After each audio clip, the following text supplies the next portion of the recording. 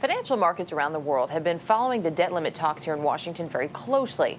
But there's really only one response that matters here, and that is the one from China. China is the single largest holder of U.S. government debt. CBS News correspondent Celia Hatton is in Beijing this morning with more. Celia, good morning. Good morning. So far, there's been no official Chinese government response to the U.S. debt agreement. However, officials will likely repeat their complaints that Washington's infighting over the debt ceiling was irresponsible and immoral. People in China seem to agree. Chinese websites have been flooded with comments criticizing Washington for seemingly ignoring the interests of its single largest investor, China, putting more than $1.2 trillion in Chinese debt holdings at risk.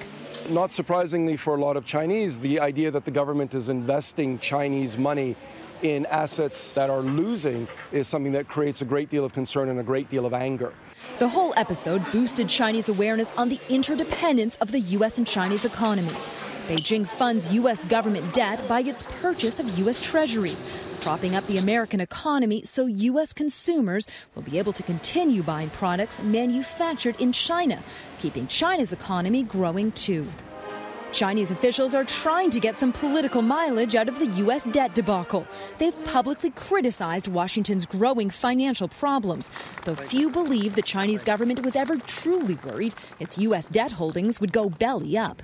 All they really care about is, will the U.S. eventually repay all of this debt? And I don't think anyone doubts that the U.S. will. So again, I think this is really for domestic political reasons more than it is for real concerns about the value of their portfolio.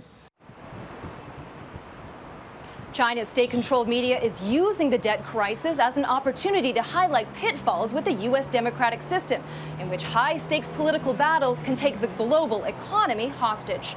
Erica? Celia Hatton in Beijing for us this morning. Celia, thanks.